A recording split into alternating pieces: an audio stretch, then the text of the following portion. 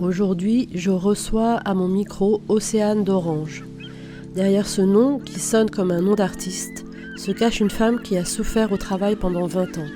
Rien de ce qu'elle faisait ne l'intéressait, et tout ce temps passé au travail lui semblait voler à sa vraie passion, l'écriture. Et puis un jour, le job, celui qui lui convient. Un projet en lien avec ses envies et ses préoccupations. Et puis, le Covid.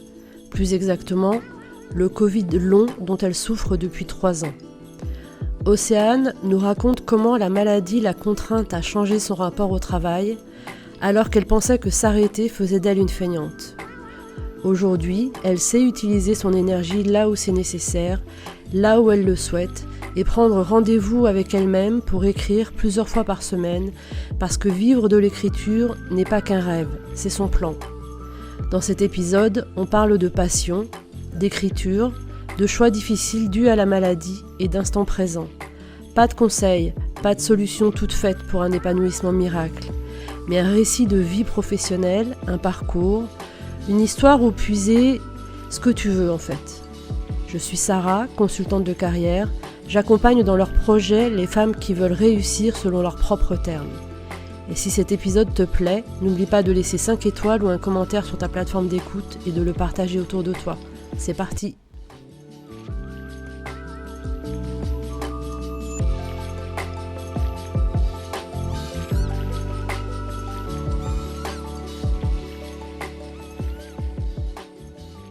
Aujourd'hui, j'ai le plaisir de recevoir à mon micro Océane d'Orange. Bonjour Océane, Bonjour Sarah, comment vas-tu aujourd'hui? ça va bien. Je suis contente d'être ton invitée aujourd'hui. Mm.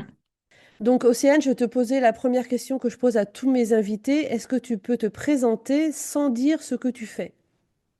Oui, alors je m'appelle Océane d'Orange, j'ai 49 ans, je suis française et depuis peu également néerlandaise. Je vis aux Pays-Bas avec mon mari qui est néerlandais et mes deux enfants qui sont binationaux.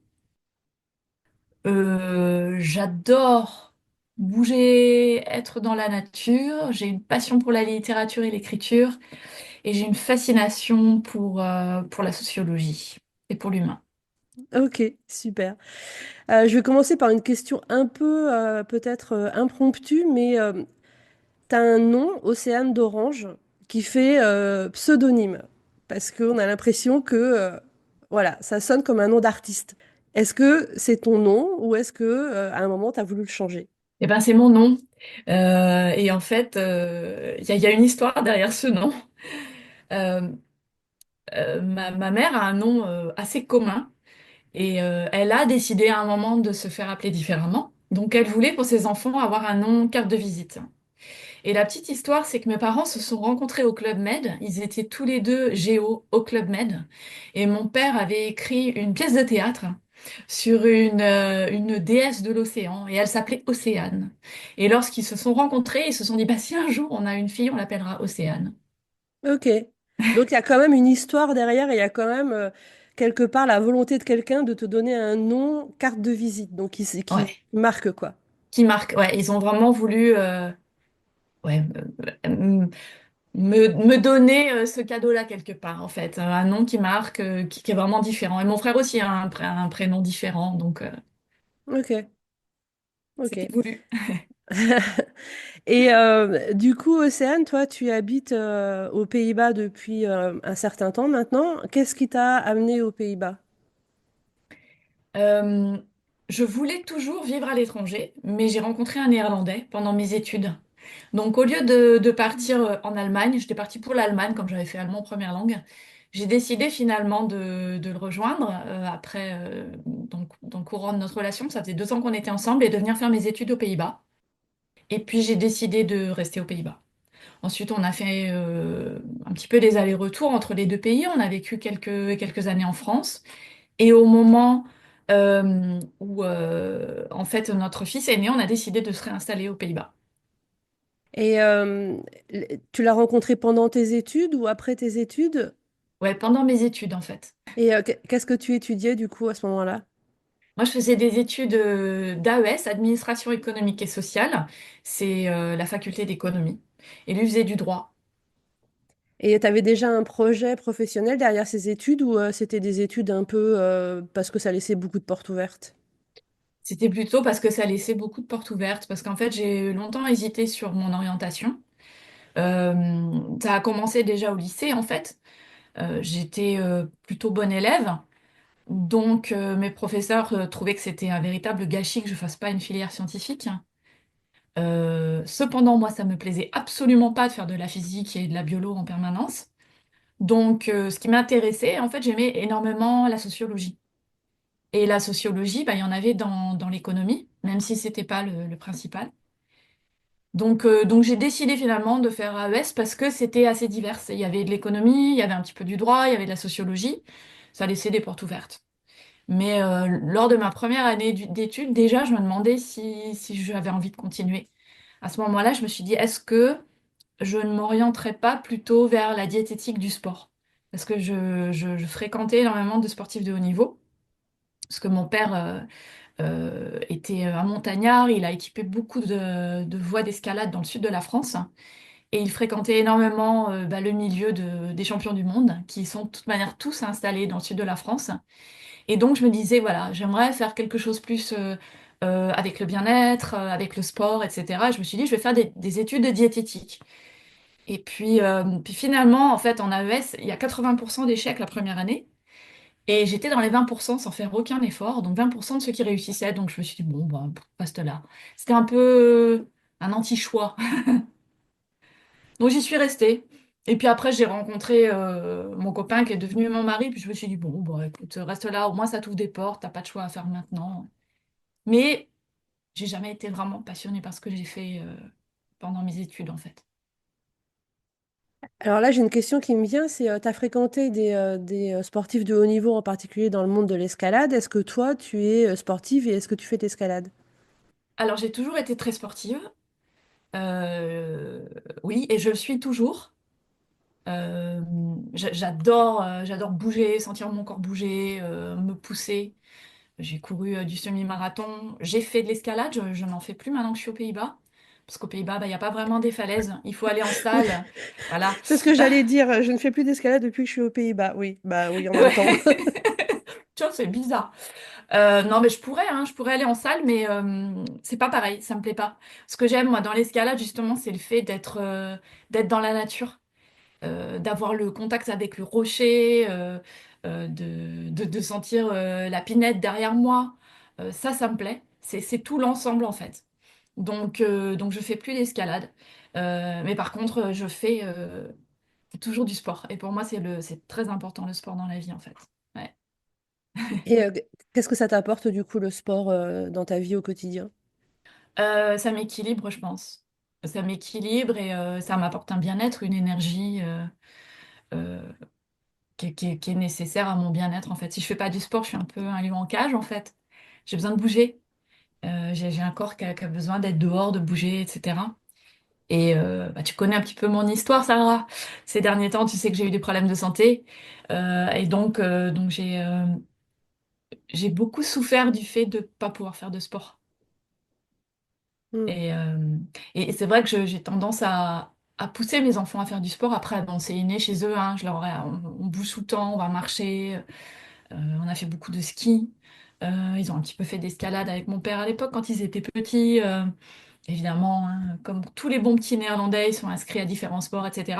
Et je vois maintenant mon fils qui a 18 ans et continue à faire du sport. Il va 5 fois par semaine à la salle. Il en a besoin pour son équilibre physique et mental, en fait. Hmm. Avant qu'on revienne justement sur l'épisode de la maladie, euh, tu disais donc que tu avais fait tes études et en fait tu n'avais jamais eu vraiment de passion pour les sujets que tu avais étudiés. Et est-ce que quand tu es entré dans la vie active, finalement tu as trouvé un intérêt à tout ça ou c'était aussi un peu par défaut? C'était par défaut. Donc, pendant très longtemps, en fait, je me suis énormément ennuyée dans mon travail. Donc je trouvais toujours du travail très rapidement. J'avais toujours des très bonnes évaluations. Je pense que je fais mon travail bien, comme il faut, mais jamais avec de la passion. Parce que, bah, on parlait du sport, mais à côté de ça, moi j'ai une passion pour la littérature et pour l'écriture. Et j'ai toujours eu l'impression que je perdais un peu mon temps en entreprise alors que j'avais des meilleures choses à faire, en l'occurrence écrire. Donc c'est depuis que je suis dans le milieu du travail, dans le monde du travail, depuis presque 25 ans. J'ai toujours ce sentiment un peu de perdre mon temps, de perdre ma vie, peut-être de passer à côté de ma vie, alors que l'écriture m'attend. Et donc pendant très longtemps, j'ai beaucoup souffert au travail. Ouais. Et puis j'ai quelque part, je me disais, et ça a toujours été mon dilemme. Je me disais, tu pourrais peut-être faire d'autres études, te réorienter. Mais quelque part, je me disais, oui, mais tout le temps que tu vas passer là-dedans, c'est du temps que tu passeras pas dans l'écriture.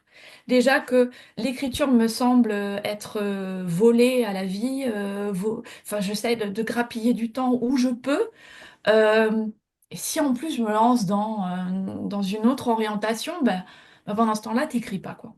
Donc, je laisse un peu, je me dis, bon, bah, ça paye les factures, ça me permet d'avoir une autonomie financière qui est pour moi très importante et de m'assurer une retraite, etc., etc., parce que bah, faut des fois être un peu aussi pragmatique. Euh, mais pendant longtemps, ça m'a pas. Non, j'allais vraiment pas au travail avec plaisir, hein. Jusqu'à peu. Ah, ok. Donc là, en ce moment, quand tu vas au travail, tu y vas avec plus de plaisir, du coup. Ouais.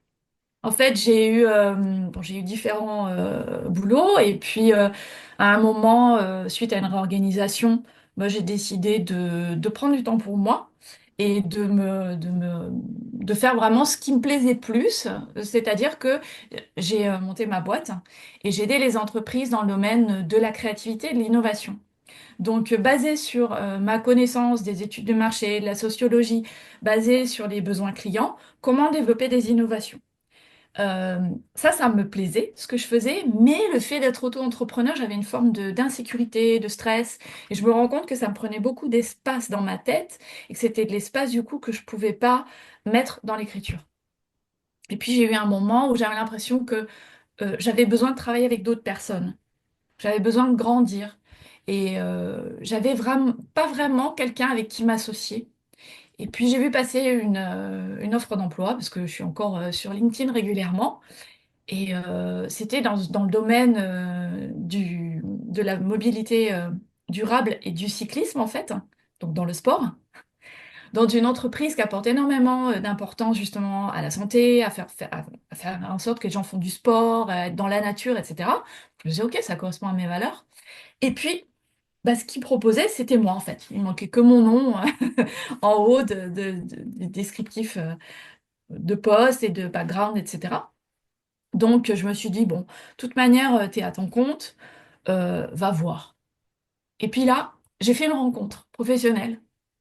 J'ai rencontré quelqu'un qui est ensuite devenu donc mon directeur, avec lequel j'ai eu envie de travailler. Je me suis dit, ah ouais, on peut faire des choses ensemble. Et donc, j'ai eu envie d'y aller. Alors, au début, c'est un contrat d'1 an. Je me suis dit, bah, quand tu travailles à ton compte, hein, tu fais aussi des contrats temporaires. Qu'est-ce que t'as rien à perdre? Et puis finalement, je suis restée. Et ça fait maintenant 5 ans que j'y travaille. Et, euh, et je dois dire que j'ai toujours l'ambition de faire plus dans le domaine de l'écriture, mais le travail que j'ai aujourd'hui me correspond beaucoup plus. Il est plus aligné à qui je suis, à mes valeurs, à mes centres d'intérêt. Et donc, enfin, je vais au travail avec plaisir. En tout cas, j'y vais pas à reculons. Et Ouais. qu'est-ce que tu fais, du coup, exactement dans cette entreprise? Eh bien, en fait, je suis responsable de toutes les études de marché et les études marketing, les études clients. Pour l'Europe et pour tout le reste du monde, en fait. Donc, en fait, on étudie les comportements clients et les besoins des clients. Et ensuite, on essaye de voir voilà, quels produits peuvent correspondre à ces clients, comment définir les audiences pour tel produit, quelle est la bonne cible. Euh, donc, en fait, on revient à ce que je te disais au tout début, c'est-à-dire que j'aimais beaucoup la sociologie. Bah, finalement, ce que je fais, c'est beaucoup de sociologie et aussi beaucoup de psychologie. Et tout ça pour aider les gens à être plus souvent sur un vélo, donc à faire plus de sport, à être plus sains, à laisser leur voiture à la maison et à aller à leur travail ou à l'école avec leur vélo. Donc finalement, avec des valeurs qui me correspondent, quoi. Et donc, ça fait 5 ans que tu y travailles. Donc, tout à l'heure, tu disais que ça faisait 25 ans que tu étais plus ou moins dans la vie active. Et donc, ça fait, sur 25 ans, ça fait seulement 5 ans où tu te dis, je suis à ma place dans mon job, ou il y a eu d'autres moments où tu t'es dit, je suis à ma place dans mon job. Ça fait que 5 ans que je me dis je suis à ma place dans mon job. C'est-à-dire que pendant 20 ans, j'ai galéré, on va dire les choses très clairement, ou en tout cas j'ai souffert au travail. Euh, Parce que j'avais l'impression de faire des choses qui n'avaient pas de sens. Donc j'ai travaillé par exemple dans les télécoms, et je me dis mais qu'est-ce qu'on fait quoi? Enfin, on vend de la merde qui pollue, on contribue comment en fait? Hein. Tout ça pour faire des analyses de compétition, à être aussi dans des entreprises qui étaient très dures, je trouvais. Euh, Où vraiment on était en permanence poussé vers le profit, où les gens qui étaient là étaient extrêmement matérialistes. Donc j'avais du mal aussi à, comment dire, à créer du lien avec mes collègues parce que ce qui les intéressait, c'était leurs grosses voitures, c'était leurs fringues de marque. Et tout ça, pour moi, ça m'intéresse pas, ça me correspond pas. Donc, je me sentais énormément en décalage. Et avec les gens avec lesquels je travaillais, et avec le travail que j'avais, et avec l'entreprise. Donc, j'y allais parce que je me disais, par exemple, avant de me mettre à mon compte, l'entreprise dans laquelle j'ai travaillé, c'était une entreprise américaine. Et j'y allais parce que bah, je travaillais 3 jours par semaine. Donc je me disais, bon, bah, c'est quelque part c'est confortable, t'es pas trop mal payé, c'est un secteur qui paye bien, tu travailles 3 jours par semaine, ça te permet d'avoir du temps pour écrire, et puis ça te permet d'avoir du temps aussi pour tes enfants, parce que mes enfants étaient plus petits à ce moment-là. En plus de ça, mon mari, il avait un poste assez important à Bruxelles, donc il n'était pas là pendant la semaine. Donc voilà, c'était confortable à ce moment-là. Mais ce qui était un peu dommage, c'est que ça me prenait beaucoup d'énergie, parce que j'étais pas alignée en fait. Et maintenant que je le vois, que j'en ai conscience, je me dis c'est dommage, j'aurais peut-être pu chercher autre chose à 3 jours par semaine qui aurait été plus, qui me correspondait plus, j'aurais perdu moins d'énergie en fait. Et Ouais. comment tu as décidé de t'installer à ton compte? Bah, je pensais jamais que je m'installerais à mon compte en fait, je pensais pas que j'avais ça en moi. Mais lorsqu'en fait j'ai quitté cette entreprise américaine, hein, en étant virée du jour au lendemain, hein, avec tout mon service, voilà, donc rien de personnel, hein. J'ai eu un accompagnement et j'ai rencontré un coach, je lui ai parlé bon, de qui j'étais, tout ça. Puis petit à petit, je me suis dit, bah, en fait, vu que tu peux pas trouver sur le marché du travail le travail qui te plairait, bah, t'as qu'à le créer. Donc c'est comme ça que j'ai décidé de m'installer à mon compte. Et rapidement, j'avais des gens dans mes contacts qui ont été intéressés par mon idée, en fait. Et j'ai pu avoir un premier projet, puis un deuxième. Et c'est comme ça, du coup, que je me suis lancée. C'est un peu... je m'attendais pas à ça. Je pensais pas ça... je pensais que j'en étais pas capable, en fait, ou que c'était pas en moi. Et en fait, je me suis découverte plus entrepreneuse, plus entreprenante que je pensais. Et pendant ce temps où tu travaillais à ton compte, est-ce que du coup, tu arrivais à dédier du temps à l'écriture? Alors oui et non. C'est-à-dire pas plus que lorsque j'étais en entreprise. Parce que j'avais une forme de, comment dire, d'intranquillité. Euh, Parce que je suis assez créative, donc j'avais 50 000 idées à la seconde, et ça me prenait beaucoup d'espace dans ma tête. Et puis, je me suis confrontée aussi à la réalité de l'auto-entrepreneuriat, c'est-à-dire, on fait un projet, on envoie une facture, et puis la facture, elle n'est pas payée, et puis il faut envoyer un rappel, et puis, ou alors on se lance, on fait un devis, on prend rendez-vous pour faire un projet à telle date, et puis l'entreprise finalement a des délais, on fait ça 6 mois plus tard alors qu'on a réservé son agenda. Allez, c'est reparti, on fait du networking, on a un trou dans l'agenda. Et tout ça, en fait, je sentais que ça me déplaisait, en fait.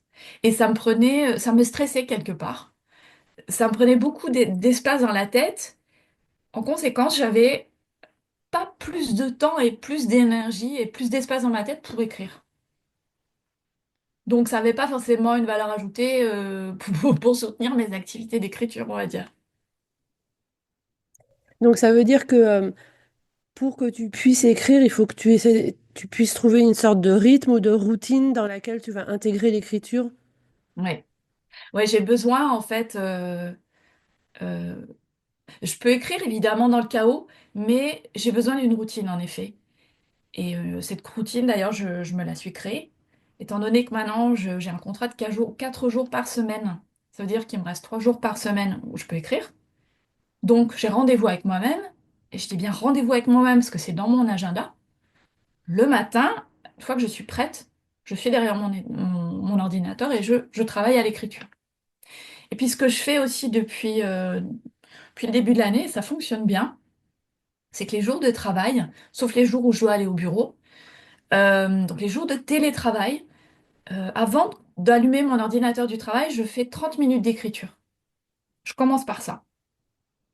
Et non-stop. Comme ça, j'ai l'impression que ce moment, je l'ai pris pour moi. Il peut se passer quoi que ce soit dans la journée, c'est pas grave. J'aurais écrit. Et donc, ça m'apporte beaucoup de satisfaction, en fait.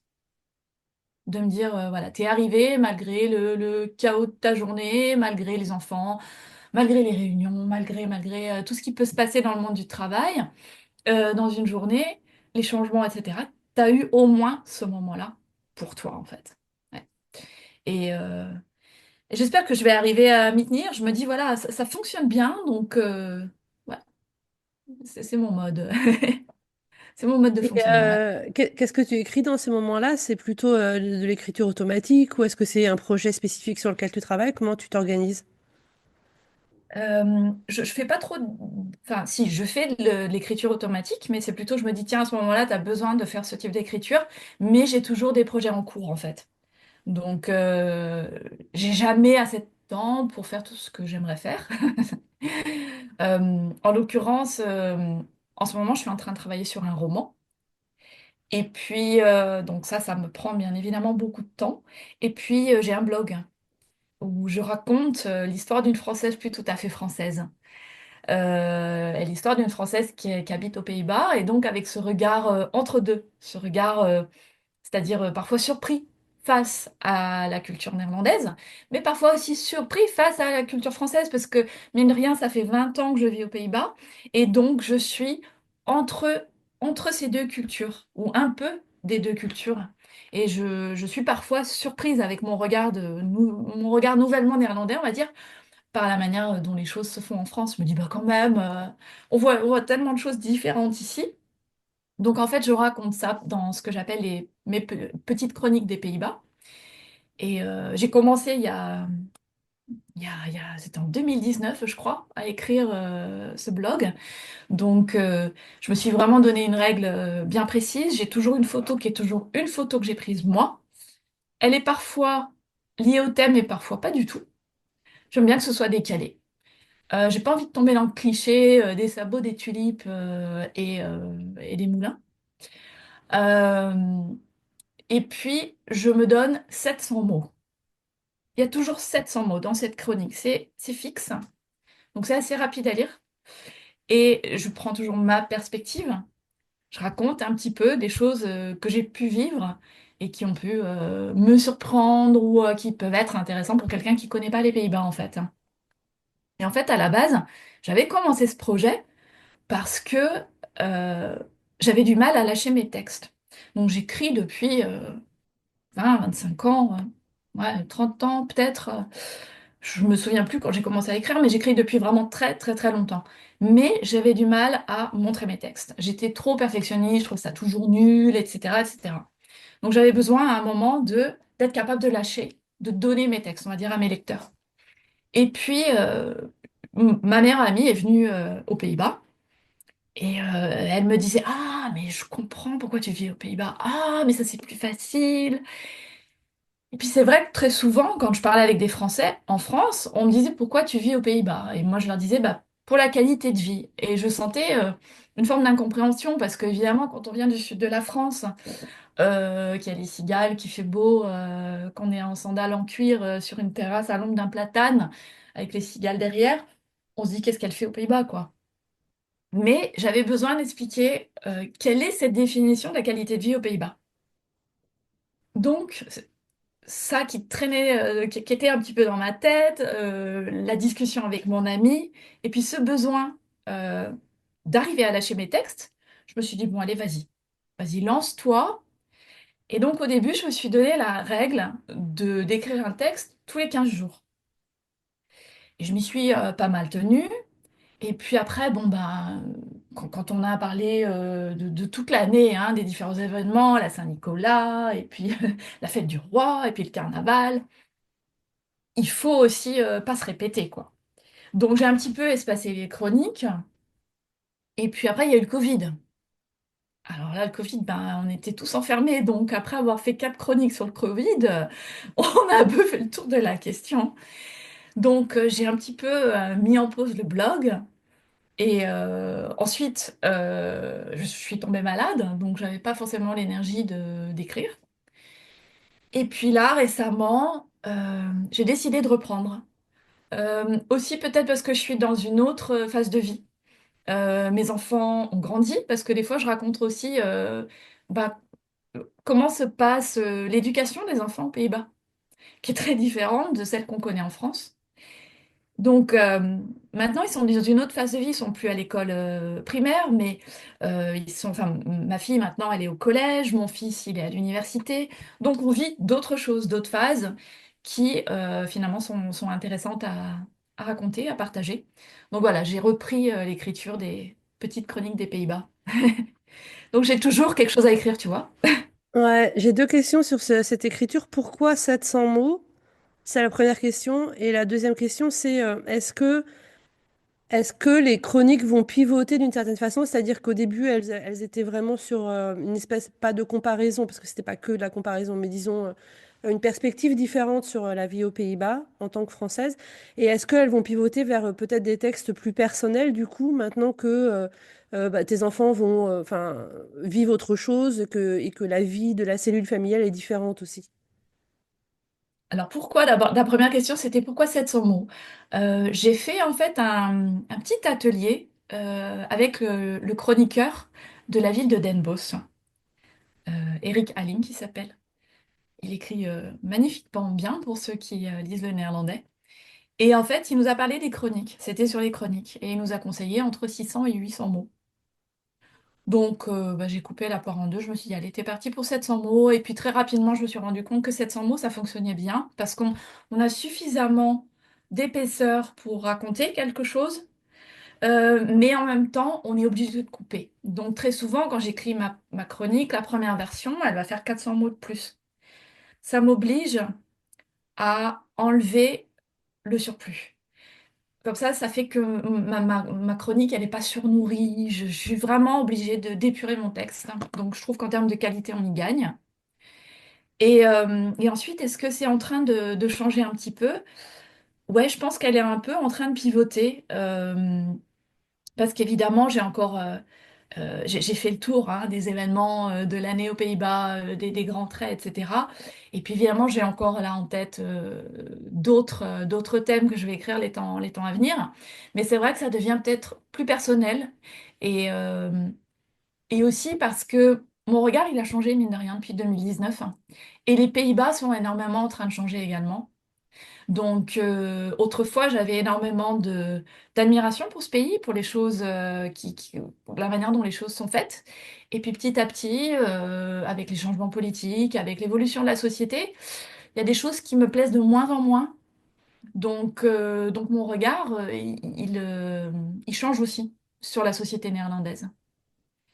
Et puis, il y a un moment, j'ai par exemple récemment publié un texte très personnel où j'ai parlé du fait que j'ai eu le Covid long, que j'ai toujours d'ailleurs le Covid long, parce que j'ai eu besoin euh, de prendre la parole sur ce thème, parce que je sens que les personnes atteintes de cette maladie sont totalement invisibles.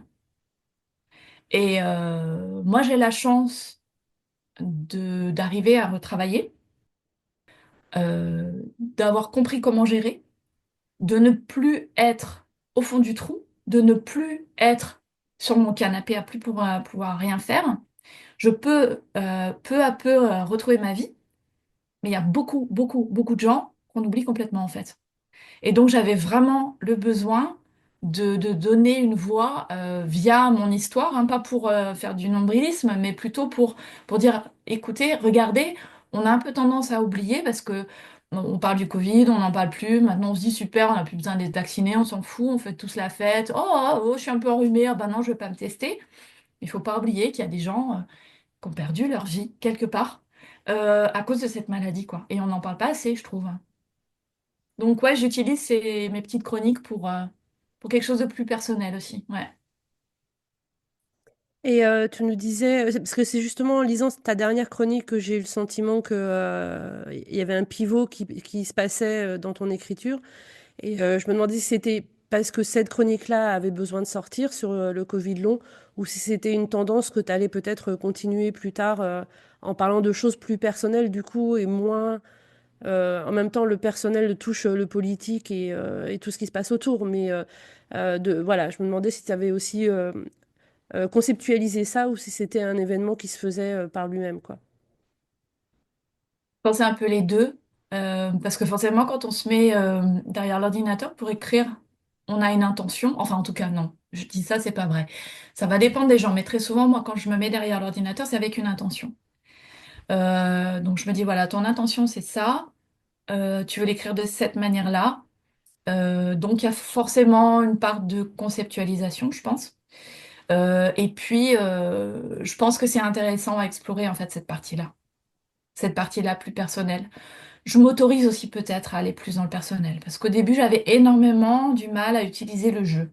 Je me disais, oh là là, tu es en train de parler de toi, tu te mets en avant. Je- J'étais un petit peu mal à l'aise avec ça. J'avais un peu du mal à me mettre dans la lumière, on va dire. Donc, et peu à peu, je... C'est pas que j'aime ça, parce que c'est pas du tout le cas, mais je l'accepte parce que je sens que ça peut être puissant en fait. Euh, Parce qu'on a tous besoin de, de se sentir moins seul quelque part et donc d'entendre que d'autres personnes vivent la même chose que nous. Et si j'ai cette capacité d'écrire, bah si ça peut, si mon écriture peut servir à ça, à donner une voix à des choses moins visibles, à parler de choses dont on n'ose pas parler, ben, ça contribue, je pense, à aider les autres aussi. Et donc finalement, utiliser le jeu ne devient pas un exercice égocentré, mais devient quelque chose d'humain et quelque part d'utile. Et ça, dans ce cas-là, pour moi en tout cas, avec mes valeurs, c'est acceptable.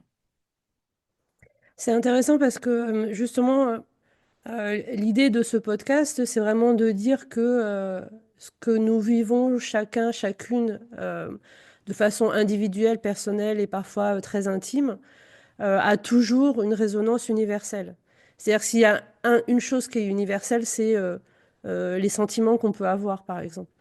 Et du coup, comment est-ce que dans ton écriture, tu places le curseur, puisque c'est très important pour toi de ne pas avoir une écriture qui semble égocentrique, où en fait c'est une espèce d'exercice de se donner une belle image de soi-même finalement à travers les récits qu'on peut faire. Comment tu places le curseur entre ça et justement le sentiment d'utilité de ton écriture? Ben justement, j'essaye de pas me valoriser et j'ose la vulnérabilité, j'ose le doute, j'ose les paradoxes, j'ose les dilemmes. Donc, je m'autorise vraiment à montrer cette vulnérabilité que j'ai peut-être pas voulu montrer par le passé, parce que je pense que qu'elle est universelle en fait. Et, euh, et que comment dire, ça m'évite, hein, parce qu'en effet, les histoires, tu vois, c'est tout beau sur Instagram, tout le monde il est beau, tout le monde il est gentil, regardez ma vie formidable, machin, etc. Au bout d'un moment, je pense qu'on fatigue. On fatigue et puis ça nous fait du mal. Et alors que si on se rend compte que bah, il y a d'autres gens qui ont un travail qu'ils aiment, qui arrivent à écrire à peu près tous les jours, mais que cette personne, même si elle a la discipline d'écrire tous les jours, bah, elle a plein de doutes. Et puis des fois ça va pas, et puis des fois elle est malade, et puis Ah bah, elle est comme moi, quoi. Ouf. Ouf. Et donc, je pense que ça peut faire du bien, en fait. Ouais. Donc, j'ose la vulnérabilité, ouais. Ok. Et ça me donne plein d'idées qui arrivent là sur oser la vulnérabilité et le fait que finalement la clé ou une des clés de l'universalité de nos sentiments, de nos sensations, etc., ça passe par la vulnérabilité en fait. Que quelqu'un qui dirait tout va bien dans ma vie, c'est super, j'ai réussi ma vie pro, ma vie amoureuse, ma vie familiale, etc., etc. Est-ce que c'est quelqu'un à qui on peut s'identifier ou est-ce que justement c'est les aspérités qui font que on est dans l'universel finalement? Et moi, je pense que c'est difficile de s'identifier à quelqu'un qui est trop parfait. D'abord parce que c'est pas vrai, on sait que c'est pas vrai. On a peut-être des fois envie d'y croire, hein, mais bah, c'est pas, rien n'est jamais parfait. Ou des fois, si on creuse, enfin voilà, faut enlever le vernis, quoi. Faut regarder ce qu'il y a derrière. C'est ça, moi, qui m'intéresse. Donc, au contraire, oui, en effet, les aspérités font l'universalité, quoi. Donc, ouais, c'est ça, moi, que j'aime explorer, en fait, avec l'écriture. Et quelque part, c'est intéressant parce que en m'autorisant ça au niveau de l'écriture, peu à peu, je m'autorise ça également au niveau professionnel. Peut-être aussi, il faut préciser, parce que je suis dans un environnement qui me l'autorise. Je pense que dans mon travail précédent, ça n'aurait pas été possible. Mais je me rends compte que, par exemple, pendant très longtemps, je cachais un peu ma sensibilité, parce que je suis quelqu'un d'assez sensible et intuitive également. Je le cachais, ou en tout cas, je voyais ça plutôt comme un défaut. Il fallait pas montrer que tu sens les gens, tu sens un peu l'énergie des gens, toutes ces choses-là. Je me disais, ils vont me prendre pour une folle. Et en fait, le fait de m'autoriser ça dans l'écriture, je me rends compte que je me l'autorise plus aussi au niveau du travail. Et du coup, je deviens plus authentique. Et en conséquence, j'arrive à créer des relations beaucoup plus authentiques avec les gens. Et lorsque je suis confrontée à des gens qui se protègent trop, ben, je sens que je suis mal à l'aise en fait. Je me dis, c'est pas possible, il est pas vrai lui. Qu'est-ce qu'il y a derrière? Donc j'ai un peu tendance à les provoquer, gratter, poser des questions un peu pour essayer de voir qu'est-ce qui se cache derrière ce masque en fait. Ouais. C'est ça, ça m'intéresse vraiment de comprendre ce qu'il y a derrière les masques en fait, ce qu'il y a derrière les dorures. Euh, Parce que dans tout ça, finalement, quand je te dis j'aime la sociologie, ce que je fais dans mon travail aujourd'hui, l'écriture, etc., je crois que ce qui m'intéresse profondément, c'est l'humain, ce qui fait l'humain. Euh, Pourquoi on prend ces décisions-là? Quels sont les parcours de vie? Qu'est-ce qui t'a amené à prendre telle et telle décision? Ça va paraître peut-être choquant, ce que je vais dire, mais je suis également extrêmement fascinée ou intéressée par des gens qui font des choses terribles. En ce moment, on vit dans un monde euh, angoissant, terrifiant, avec des personnes terribles dans des positions malheureusement clés dans ce monde. Je me dis, mais comment ils sont arrivés là? Quelle a été leur éducation? Qu'est-ce qu'ils ont vécu? Quelles sont leurs croyances? Pourquoi, en fait? Ça m'intéresse énormément. Pas que ça veut pas dire que je les excuse, hein, mais j'aime bien. J'ai besoin quelque part de comprendre, d'explorer ça, ouais, d'essayer de comprendre ce qu'il y a derrière. Donc, tu vois, c'est l'humain, c'est comprendre tout ce qu'il y a derrière, ouais. C'est intéressant parce que euh, j'ai un peu la même je pense que j'ai un peu la même perspective que toi et en particulier dans le monde du travail, on a souvent tendance à opposer le management et les employés en disant le management est toxique, cette personne est toxique. Quand il y a des histoires de harcèlement, quand il y a des burn-out, on pointe du doigt la personne qui est responsable de tout ça. Et on oublie, sans encore, comme tu le disais, c'est pas une question d'excuser cette personne, c'est une question de comprendre ce qui s'est passé parce que personne se lève le matin en se disant aujourd'hui je vais juste être une ordure en fait. J'ai décidé qu'aujourd'hui j'allais être absolument odieuse avec tout le monde. Personne ne prend cette décision de façon consciente.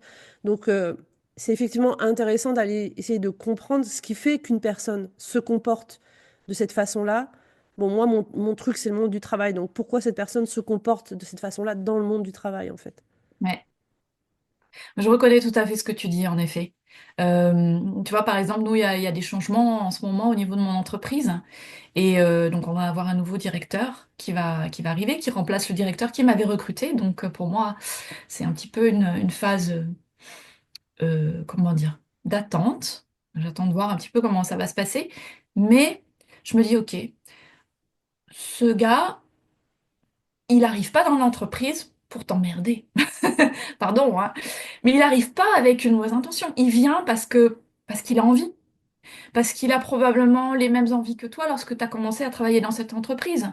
Cette passion pour le sport, cette passion pour la nature, cette passion pour le marketing. Donc finalement, euh, on va l'aider.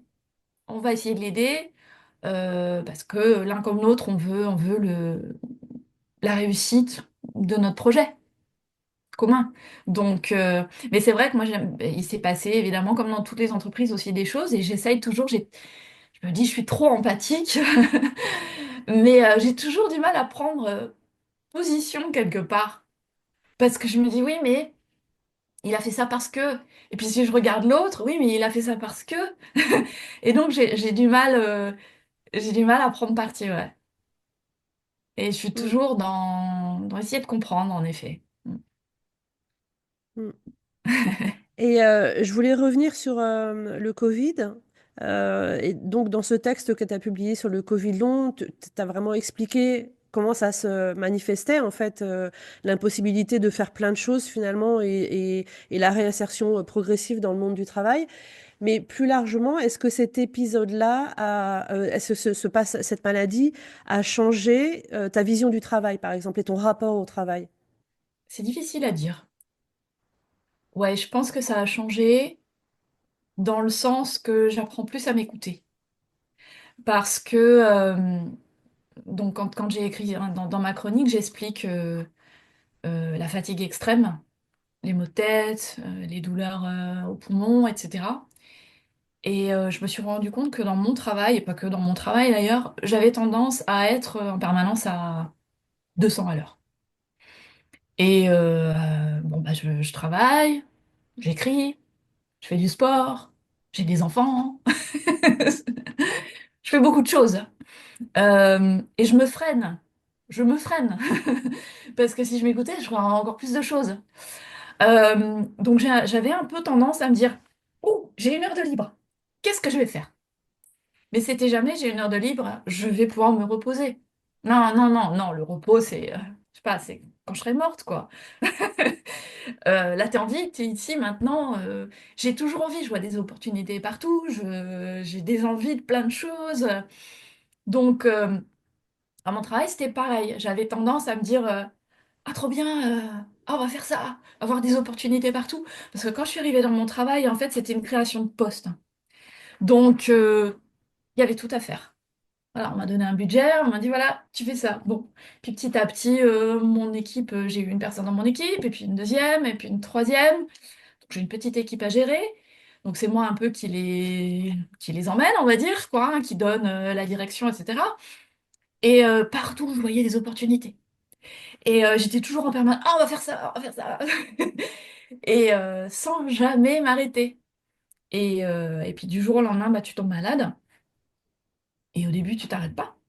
Tu continues à travailler, à être fatigué, à être épuisé même. Et il y a eu un moment, c'était plus possible.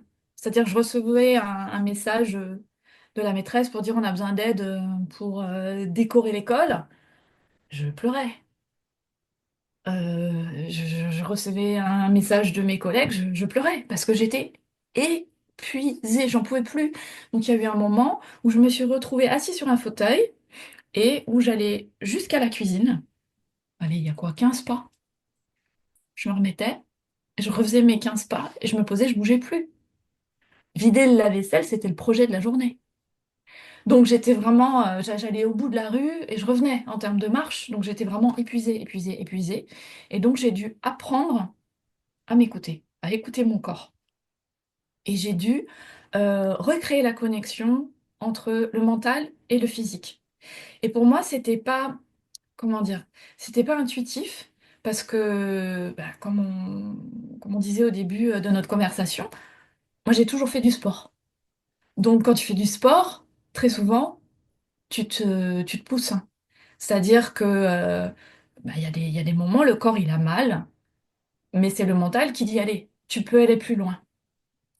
Donc ça, c'était vraiment euh, mon mode de fonctionnement. Et mon éducation aussi, parce que mon père était moniteur de ski, sportif aussi, je ne vais pas dire de haut niveau, mais vraiment très, très sportif. Donc il disait toujours, oh, je fais pas la feignasse. Donc tout ça, c'est des injonctions que j'ai eues qui font que ça faisait partie de mon système, et donc s'arrêter, ça voulait dire être feignasse. Donc je ne m'écoutais pas. Et c'était toujours mon mental va me pousser. Et là, en fait, il a fallu que je m'arrête et que régulièrement je fasse un check-in, que je vérifie mon corps. Que me dit mon corps? Et donc, j'ai appris avec un kinésithérapeute, il me disait, tous les quarts d'heure, tu fais un check-in, tu fais un scan. Même si c'est 5 ou 10 secondes, tu scannes ton corps. Comment ça va? Parce qu'avec le Covid long, en fait, il faut s'arrêter avant qu'on ait atteint nos limites. Parce qu'on souffre d'un malaise. Très souvent, on va faire des exercices, on a l'impression qu'on y arrive, mais entre 24 et 72 heures plus tard, on va souffrir de malaise qui va être en fait des maux de tête, enfin dans mon cas, maux de tête, épuisement, douleur au poumon à nouveau, étouffement. Je me réveillais la nuit, j'étouffais, j'étais en sueur, j'étouffais, j'arrivais plus à respirer. Donc, et tout ça parce que j'avais trop fait, parce que j'avais pas respecté mes limites. Donc il faut réapprendre à connaître ses limites. Donc, au niveau du travail, il a fallu également que je réapprenne à connaître mes limites et à donner mes limites. Donc, par exemple, les réunions qui durent plus de 2 heures et il n'y a pas de raison, bah, ils ne comptent pas sur moi. Moi, au bout de 2 heures, je pars. Voilà, on a dit 2 heures. Si vous avez fait un mauvais agenda et que vous n'êtes pas capable de faire du timekeeping comme il faut, c'est pas mon problème. Je n'étais pas comme ça avant, hein. Mais deux Donc, heures, c'est déjà énorme, hein. Moi, j'ai pas le Covid long et 2 heures de réunion, je suis au bout de ma vie à la fin. Donc, ouais. Donc, ah non, dans mon travail, ils sont assez doués pour les longues réunions. Donc j'ai appris ça. Et puis faire des pauses régulières. Voilà, prendre le temps de déjeuner. Faire des pauses le matin, entre le moment où tu démarres la journée et le moment où tu déjeunes. Il y a des gens, ils sortent, ils vont fumer une cigarette. Je veux dire, voilà. Ben, moi, j'ai le droit de m'arrêter. On a tous le droit de s'arrêter et de faire une pause. Donc, j'ai vraiment aussi appris à faire des choix, euh, à, à mettre moins de projets sur mes épaules, à me dire, voilà, quel est vraiment l'impact? Donc, dire non aussi. Donc, ça a beaucoup changé ma manière de fonctionner, autant personnellement qu'au niveau du travail. Et je pense, finalement, que c'est positif. Parce que sinon, j'aurais terminé en burn-out, je pense. Ça a été, bon, ça a été le Covid long, c'est pas mieux, hein, mais ouais, c'est ce que j'allais te dire. En fait, le mode de fonctionnement que tu mets en place à cause du Covid long, c'est exactement le mode de fonctionnement qu'on conseille aux personnes qui ont fait un burn-out. c'est ça. C'est-à-dire, parce que en fait, elles vivent exactement la même chose. C'est-à-dire, leur cerveau leur dit, tu peux encore fournir un effort, continue, alors que ça fait déjà belle lurette que leur corps leur a dit, il serait temps de s'arrêter. Mm, Jusqu'au moment où finalement, ben, par exemple, un matin, elles peuvent pas sortir du lit parce que ben non, c'est terminé, c'est fini, quoi. On passe à autre chose. Mais c'est exactement le même processus. Donc oui, en effet, mm. peut-être que si ça n'avait pas été le Covid long, ça aurait été autre chose. Ouais, c'est ça. Donc finalement, voilà, je me dis, c'est comme ça. Ça m'a également forcé à me concentrer sur ce que j'ai et sur le positif. Parce que j'étais toujours dans les nouveaux projets, dans l'avenir, on va faire ci, on va faire ça et tout. Et il y a eu un moment quand je pouvais vraiment plus rien faire, mais vraiment plus rien faire. C'est-à-dire que être derrière un ordinateur, c'était épuisant, être derrière un téléphone, c'était épuisant. parler en néerlandais, hein. Quand on vit à l'étranger, on ne se rend pas compte, mais parler une autre langue, là, j'ai été au bout de ma vie. Euh, et donc, j'étais obligée, je pouvais plus aller nulle part. Aller au restaurant, c'était pas possible, il y avait trop de bruit, trop de musique, etc., etc. Donc, il y a un moment, ben, on est obligé de se réinscrire dans l'ici et le maintenant et de voir ce qui va bien. Parce que j'ai eu un moment où lorsque j'allais voir le kinésithérapeute, il m'a dit peut-être que vous vous remettrez jamais. Peut-être que vous allez rester comme ça toute votre vie. Alors ça a été au début un énorme choc. J'ai été extrêmement en colère contre lui et puis ensuite extrêmement triste. Mais à ce moment-là, je me suis dit après, j'étais dans mon jardin, au soleil, dans mon hamac, sous mon tilleul. Il y avait les abeilles, il faisait beau. Je me disais, mais ici maintenant, là, ça va bien là? T'es bien? T'es bien là dans ton hamac? Imagine, c'est ça ta vie. Donc j'ai un peu cherché, je me suis dit, bon, si t'arrives pas à retravailler, bah t'auras une indemnité. Ok. T'as une maison, t'as un mari qui t'aime, t'as des enfants qui vont bien. En fait, ça va, quoi. Donc t'apprends finalement à te réinscrire dans le présent et à te concentrer sur ce qui va bien. Et ça aussi, ça m'a fait beaucoup de bien, je pense. De pas être toujours dans... Parce que j'étais en permanence dans la course à... Après, je vais faire ça, après. Et puis, à chaque fois que j'arrivais à aboutir un projet, j'étais à une fin de projet, j'arrivais pas à me réjouir de ce projet. Je me disais, bon, quel est le prochain projet? J'avais toujours besoin d'être dans le mouvement. Alors que là, ça m'a forcé à l'immobilité, ça m'a forcé à devenir contemplative. Et j'ai découvert beaucoup de bonheur dans la contemplation, en fait.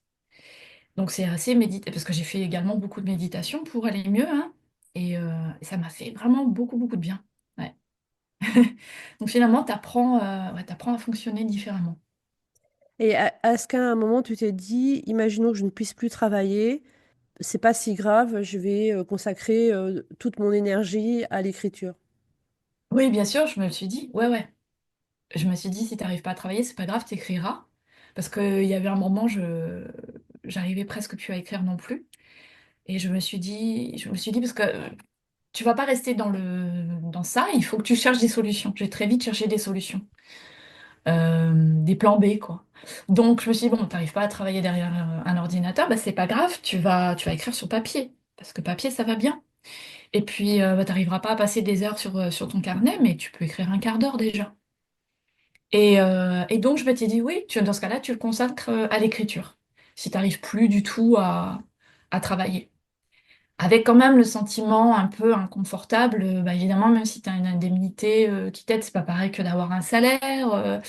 Donc, pour moi, c'est très important aussi d'avoir une autonomie financière, parce que je trouve que ça équilibre notre couple, d'avoir cette autonomie financière. Parce que mine de rien, inconsciemment, quand on est dépendant financièrement de quelqu'un, j'ai l'impression, en tout cas en ce qui me concerne, que je culpabilise et que je vais peut-être laisser plus passer certaines choses que je ne laisserai pas passer si je suis pour mon sentiment au même niveau que, que mon mari. Donc, mais je m'étais dit, bon, bah, dans ce cas-là, j'écrirai. Mais quelque part, ça n'a jamais été une option de me dire, tu vas arrêter de travailler, tu vas pas y arriver. Donc, dès le départ, et aujourd'hui encore d'ailleurs, hein, ça fait presque en février, bon, bref, ça fait presque 3 ans, maintenant 2 ans et demi, presque 3 ans que je suis tombée malade. Je cherche encore des solutions. Donc je continue à lire sur le sujet et j'essaye tout. J'essaye tout. Il n'y a pas de solution miracle, mais à chaque fois, je vois une amélioration de 2%, 3%, 5%. Puis mis bout à bout, bah, finalement, tout doucement, j'arrive à faire de plus en plus de choses. Donc maintenant, j'ai repris le travail. Donc je retravaille mes 32 heures par semaine, mais différemment. Donc j'ai une salle de repos au travail, j'ai cette chance-là. Donc les jours ou la journée par semaine où je vais au travail, je peux aller me reposer. Je dis la journée au travail parce que sur 4 jours, je suis 3 jours à la maison, une journée au boulot.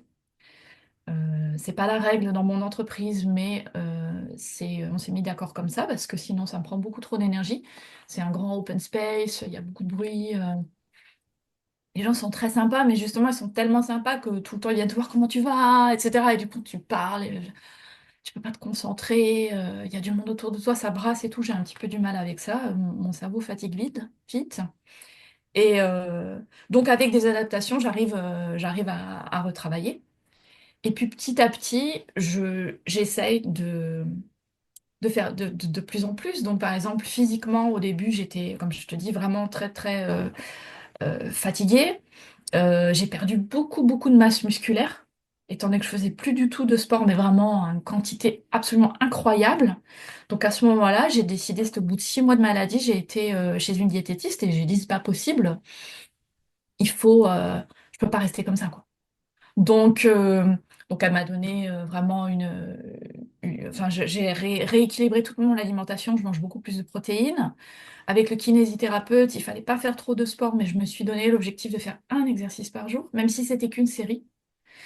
Tout doucement, j'ai repris la musculation. Au début, j'y allais pour 2 exercices, et puis 3 exercices, et puis 4 exercices. Donc c'est vraiment en rampant dans la boue, en fait, que tu te sors de ce marasme. Il faut pas lâcher, il faut pas lâcher. Et maintenant, bon, bah, j'arrive à aller 2 fois par semaine faire du fitness. Bon, il faut pas que je fasse plus que 8 exercices, parce qu'après, je suis fatiguée. J'arrive, parce que ça m'a été conseillé par un médecin du sport, à marcher 1 heure par jour. Et puis, donc je vais marcher tous les jours 1 heure. Donc ça, c'est bien pour ma condition. Mais pareil, j'ai pas le droit de marcher trop vite, sinon je me fatigue trop. Et je continue comme ça à chercher de solutions en permanence. Et je me dis, non, mais ça va y aller. Ça prendra le temps que ça prendra. Mais tu vas y arriver. Tu vas y arriver. Donc, tu vas arriver à refaire des choses que tu aimais. Peut-être qu'il faut un petit peu adapter ton rythme, mais voilà. Et est-ce que dans ton futur, il y a l'écriture comme source de revenus? Oh oui, oui, oui. Pour moi, c'est clair. C'est l'objectif. Ouais.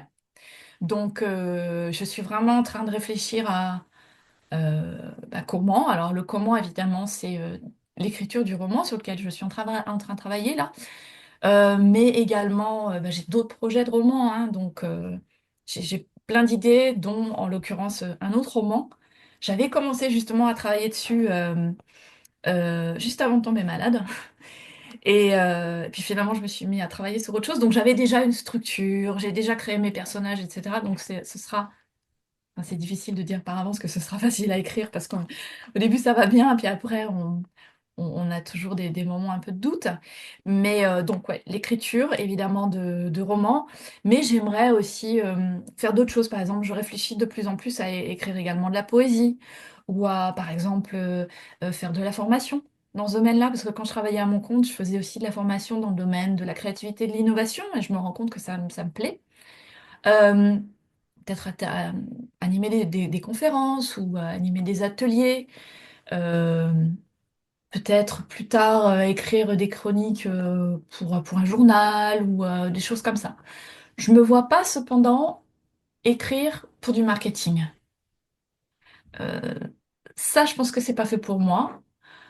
Quitte à travailler dans une entreprise, autant continuer à faire ce que je fais parce que c'est ce que je fais le mieux et ce que j'aime.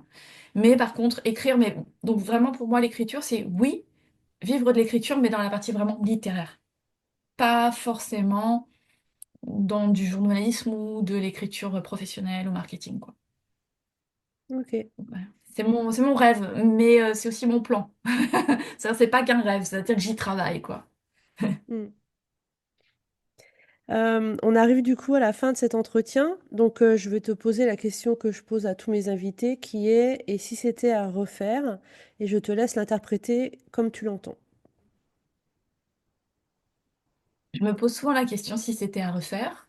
Euh, je pense que si c'était à refaire, je ferais des études de lettres ou de sociologie. Je l'ai pas fait parce que, comme je te disais au début de notre conversation, parce que des gens me disaient que c'était dommage de ne pas avoir fait S. Et puis malheureusement, à l'école en France, on a tendance à dévaloriser les filières littéraires. Donc c'était un petit peu pour, euh, pour les mauvais élèves le littéraire, en gros, hein. Les bons élèves faisaient scientifique, les moyens faisaient économie, et puis les mauvais élèves faisaient lettres. Et donc malheureusement, j'étais un peu influencée par ça. Donc, j'ai pas fait d'études de lettres. Mais aujourd'hui, je regrette. Je me dis, j'aurais dû faire des études de lettres. Ouais. Des fois, j'ai un petit peu ce complexe d'infériorité vis-à-vis de tous ces gens qui ont fait Cagne, Hippocagne, etc., etc. Ouais. Je pense, j'aurais aimé avoir eu ce déclic plus tôt, ouais, peut-être. Mm. Ok. Merci beaucoup, Océane, pour ton temps et pour cet entretien. Merci à toi. Voilà, j'espère que cet épisode t'a plu. Laisse-moi un commentaire, envoie-moi un email, dis-moi ce que t'en penses. Et à bientôt!